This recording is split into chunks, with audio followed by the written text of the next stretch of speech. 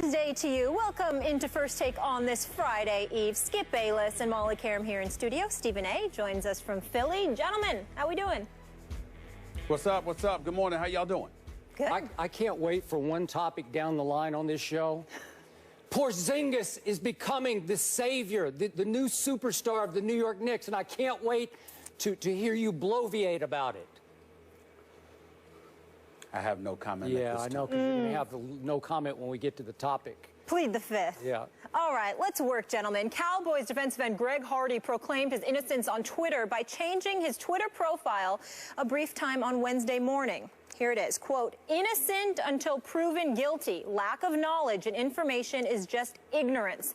The unjust treatment of different categories of people is discrimination." He wrote this in the account's bio. Now he's changed his bio and name again on Twitter. The change Hardy made on his bio was addressed by Jason Garrett yesterday. Here's Garrett on the Hardy situation. I think the biggest thing we try to do with any player is just address things when they come up, and we address them in-house, and we deal with things inside these walls, and then we move forward. Skip, what should Jerry Jones do? Molly, Stephen A. Smith, I've seen enough.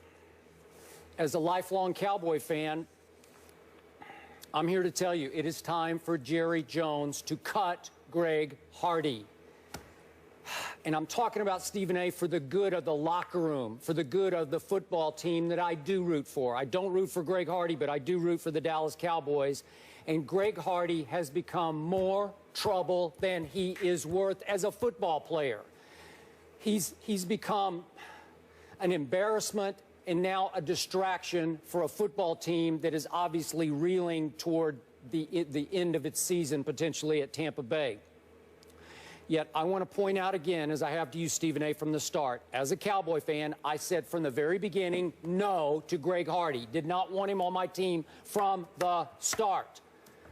Despicable human being, as we saw in the clips that we opened the show with, convicted of domestic violence in a bench trial in North Carolina. That's all I needed to know. Enough is enough. But now I'm just talking about from a football perspective, how Greg Hardy contributes or detracts from this team's ability to win and lose football games. So now he's been involved in a very short stay with the Dallas Cowboys in 4 different, let's just call them incidents. He has only 4 sacks. He's so far helped this team lose all 4 games in which he has played, 0-4 since he returned from his suspension that he served as a 4-game suspension. So, Stephen A., I look at this and I say, remember the first interview he did? I was out of my mind about that, how remorseless he was, how insensitive he was. I said, I'm ashamed and embarrassed as a Cowboy fan. And then saw the clip again. We both went off about him barging into that special teams huddle. Like the idea of it, sort of the motivation of it, as he rebuked his teammates for allowing the 100-yard kickoff team by your Giants.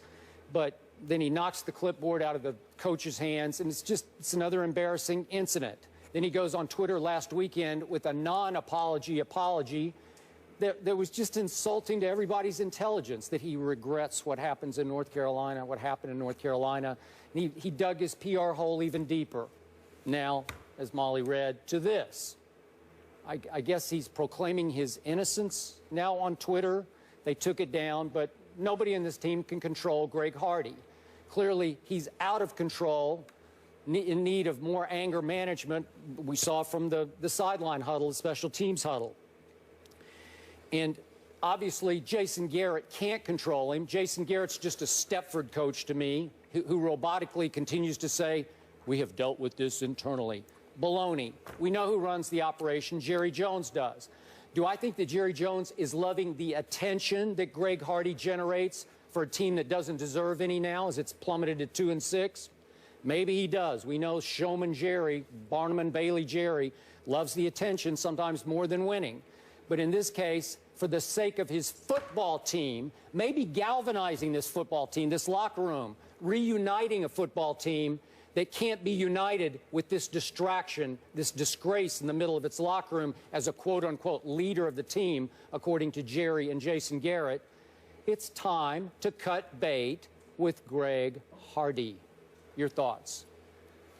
Well, my thoughts are, I agree with you. I said last week that they needed to cut him immediately in the aftermath of seeing those photos. There are a lot of people who lament the fact that it shouldn't take us seeing photos to draw that conclusion. They are absolutely right. It shouldn't take seeing those photos, seeing Nicole Holder's allegations completely validated in the minds of most people with common sense in this world. Greg Hardy looks like a complete villain. He looks vicious, and clearly what was exacted against Nicole Holder is not to be disputed based on photos that we have seen. It's just that simple. And in the aftermath of all of that, when you see those photos and you imagine what this girl went through at that particular moment in time, the horrific situation that it was, you know, how terrifying it must have been for her, you can't do anything but help have a level of sympathy and empathy to the extreme for her. And as a result of that, you look at Greg Hardy and you think he's a monster. You think that he's somebody that's completely out of control. And it's just that simple. So if you're the Dallas Cowboys, you have to make that decision, not because of your football team, but on behalf of all women out there who have been abused, who have suffered from abuse, particularly when you're Jerry Jones and your daughter has worked vehemently in support of those who have been domestically abused. To sit there and to have Greg Hardy on your team, one would argue, is an insult to the very daughter of Jerry Jones, by Jerry Jones himself. So that's something that he needs to consider, and that's why I think that you have to make the move that you have to make. But let me not sit up here and be a hypocrite. When Greg Hardy was first acquired by the Dallas, when the 10-game suspension was handed down to him by Commissioner Roger Goodell, I was in complete support of him being a member of the Cowboys, simply because I felt it was low risk, high reward. Here's a situation where he certainly can't afford to do anything like that again. He was handed the 10-game suspension, which all of us deemed acceptable. Combined with that 10-game suspension, you were going to have a situation where he was going to be on a check-to-check, week-to-week basis with the Dallas Cowboys, so it was simply low risk.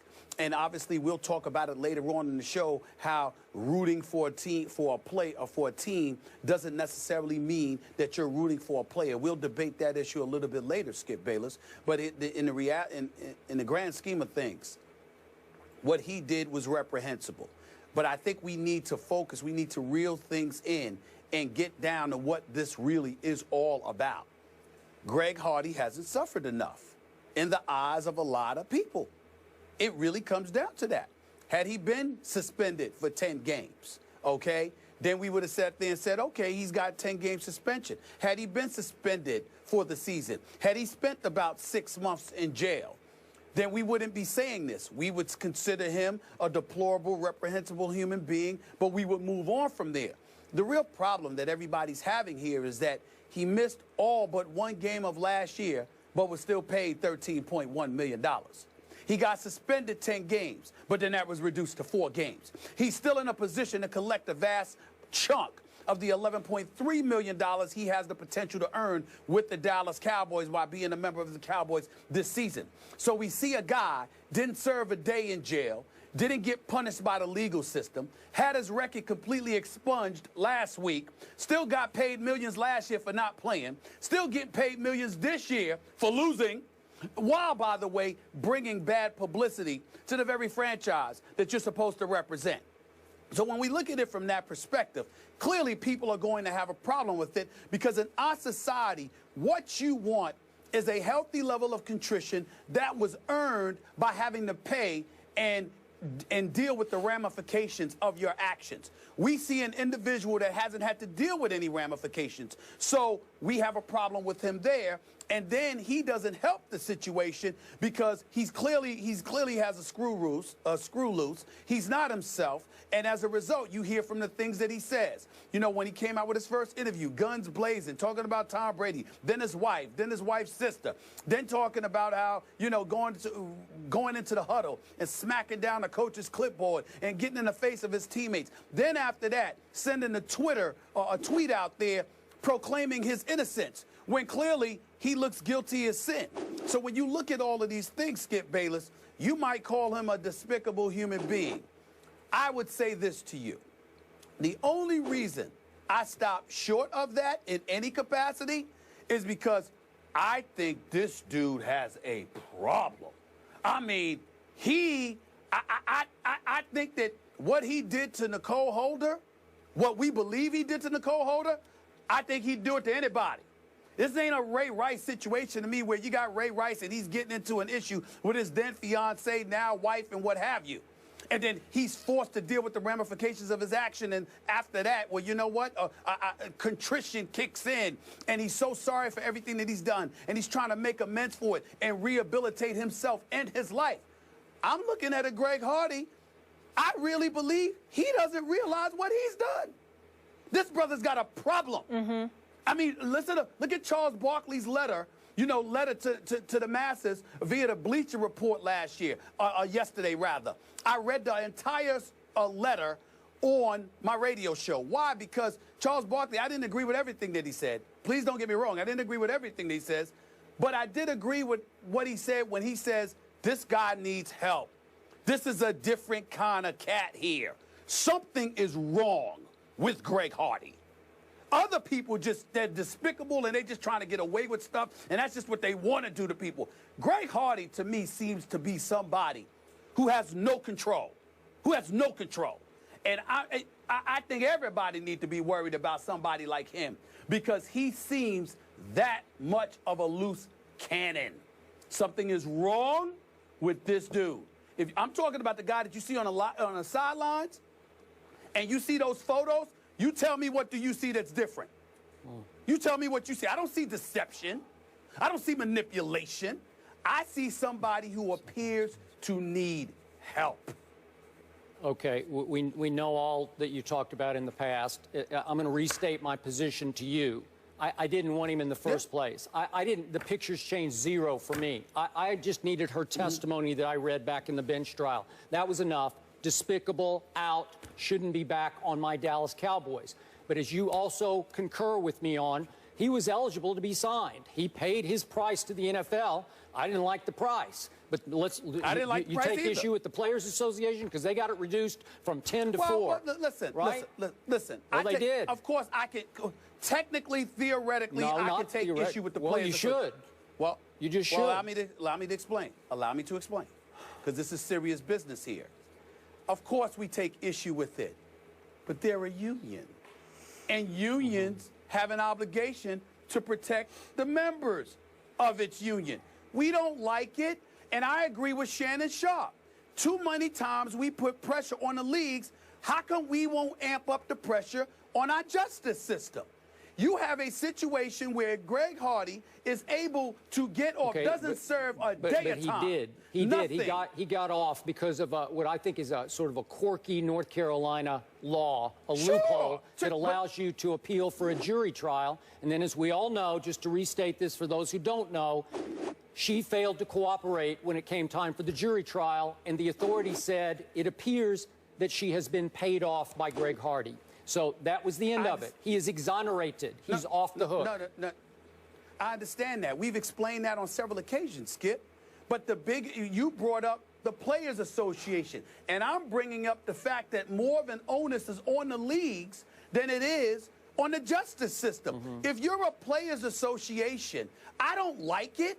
You don't like it. We don't think it's right. Okay, we think it's despicable. But when you have a justice system, a murderer can walk into court, Skip. He is obligated to have legal representation. If he can't provide it, the court will provide it for him. How are we going to turn around and point to the union when the justice system does the same thing? Well, How are we going to do that? I didn't like the 10 games, and I didn't like it reduced to 4. I said at least 1 year, and it should have stood as 1 year. But now, to my point, I'm talking about as a fan of a football team that is reeling. Now I'm just on a football level. He has to go because Charlotte Jones-Anderson said from the start, I'm on board because we have programs in place to rehabilitate.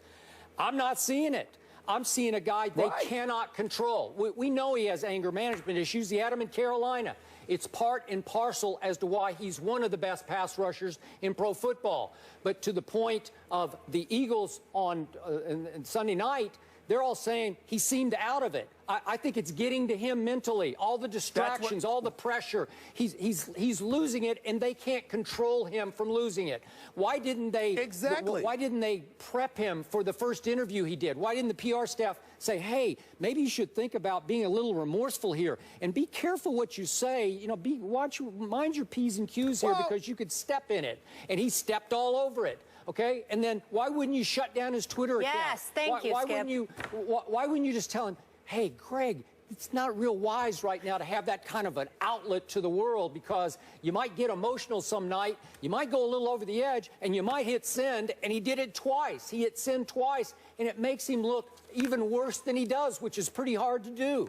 So I'm just saying that's a team problem. If the team can't control him, you've got to cut bait for the sake of your team. Trust me, Jason Witten and Tony Romo in the locker room, you think they love having Greg Hardy in there? I say no. I say it would bring the team back together if Jerry Jones would finally admit that he was wrong, swallow his pride, forget about all the attention that Greg Hardy is generating for his lousy Cowboys, and say, I've seen enough. We've got to go forward. He's more trouble than he's worth.